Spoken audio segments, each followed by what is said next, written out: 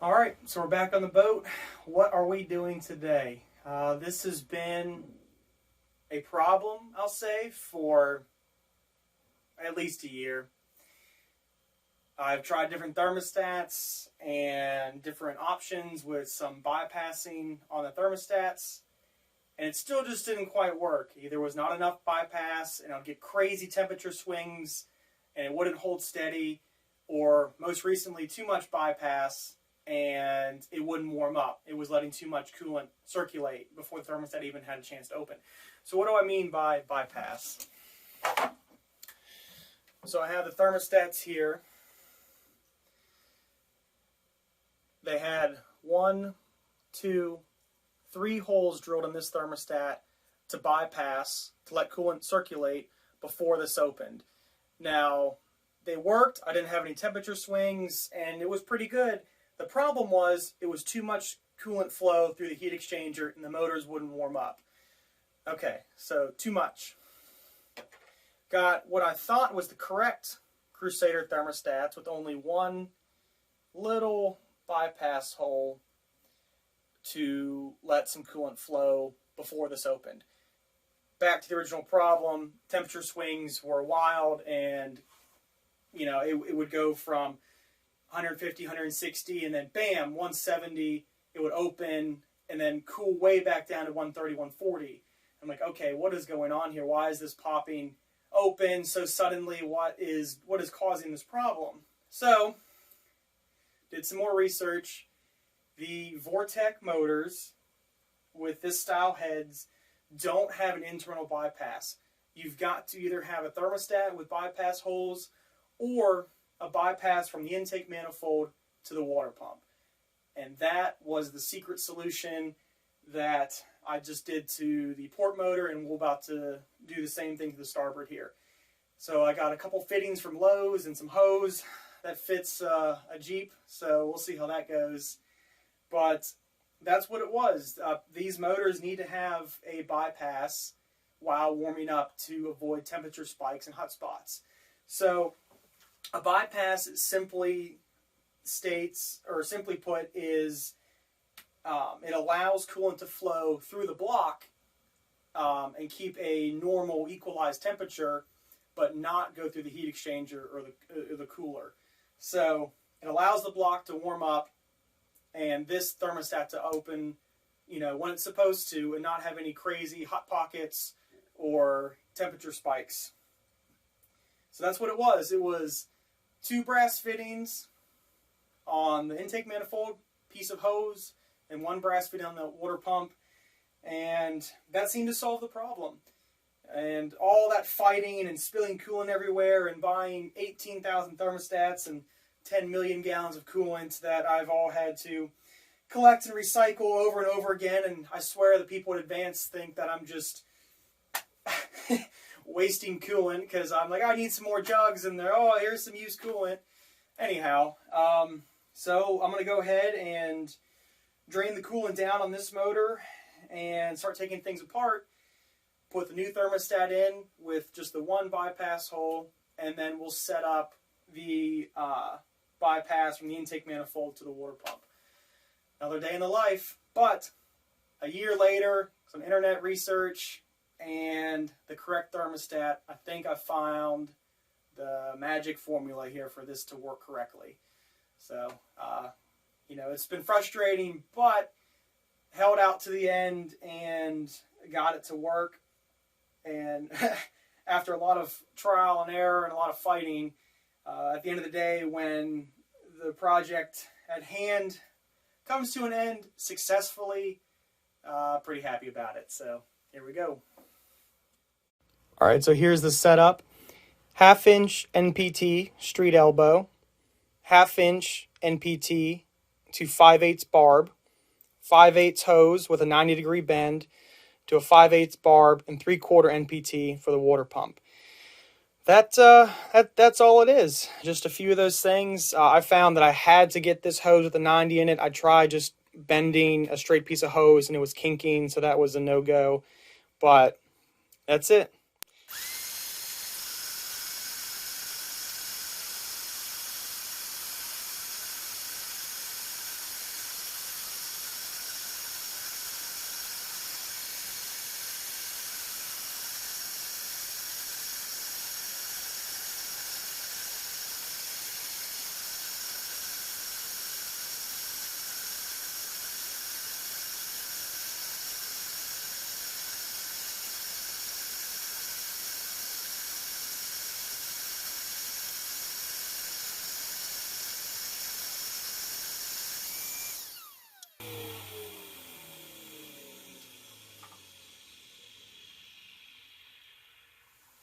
And that's the sign of a full shop vac.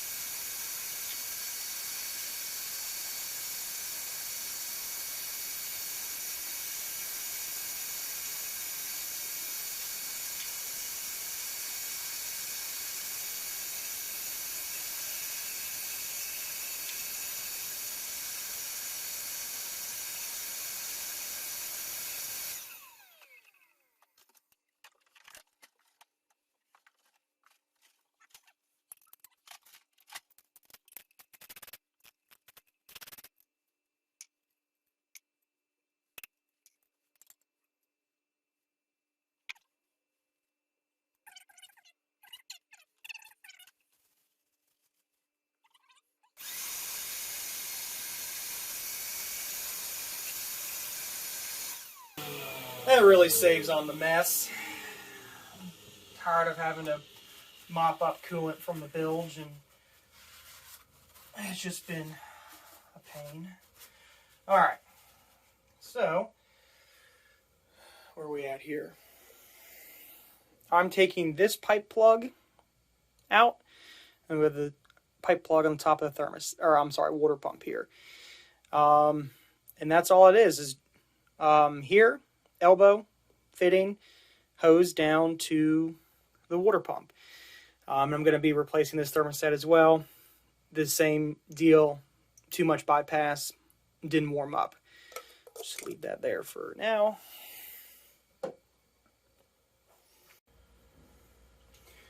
.3/8 hex to 3/8 drive adapter. Let's see if we can get this guy out. Nope. All right.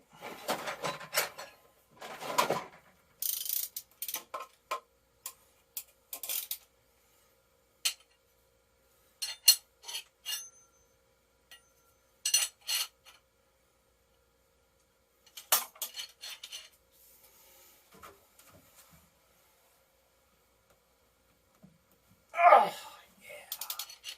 A little cheater bar. Ah, damn. Well, I definitely didn't want that to come out. Yep. Scratch my tools. That's fine.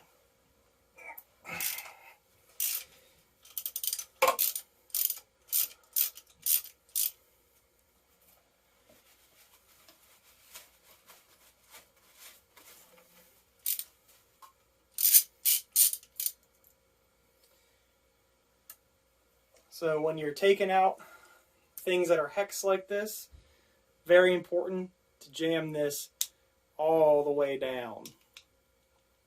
Helps you out stripping it.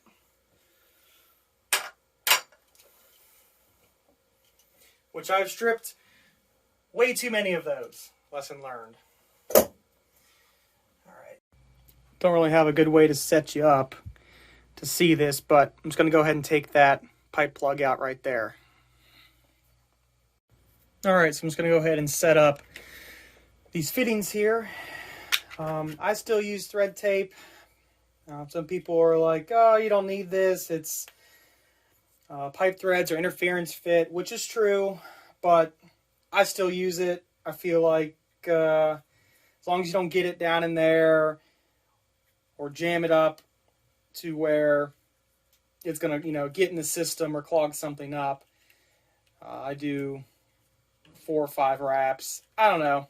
Everyone has their own opinion. I do this. I'm probably wrong, but, it's fine.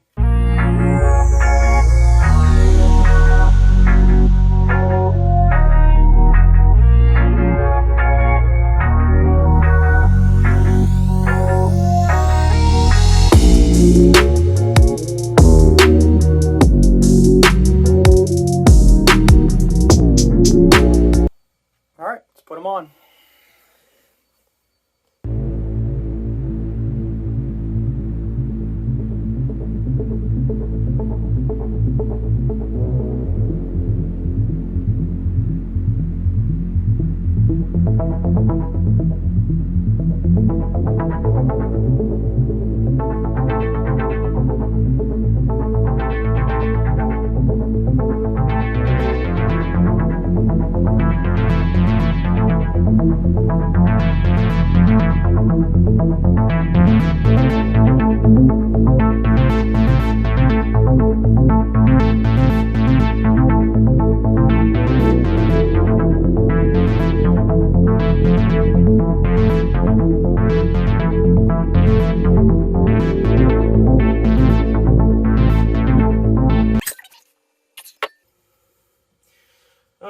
See, that's where you're supposed to wrap it the correct way, because, yep, it just wants to come off and bound up. Yep.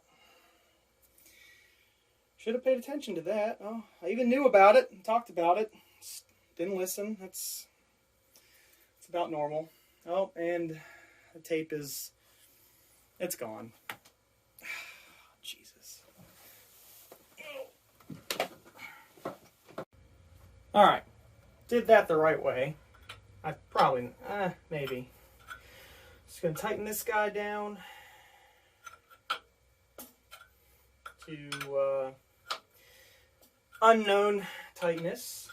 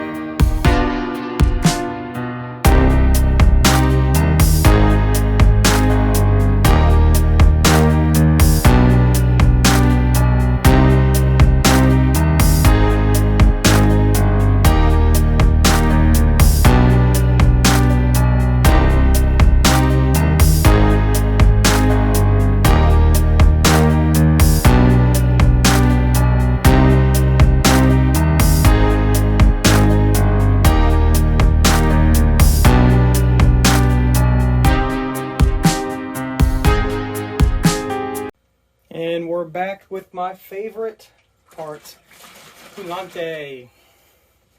Gallon number a lot.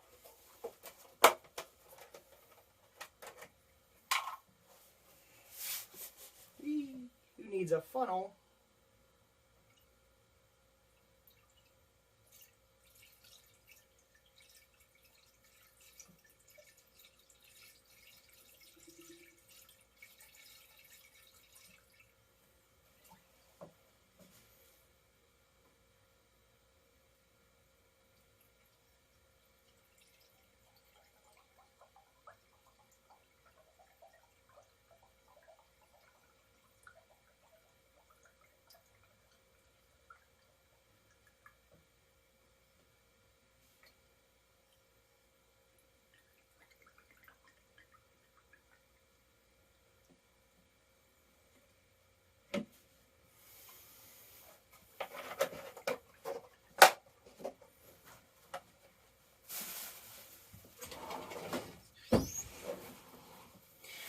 Oh, well, I guess I need more.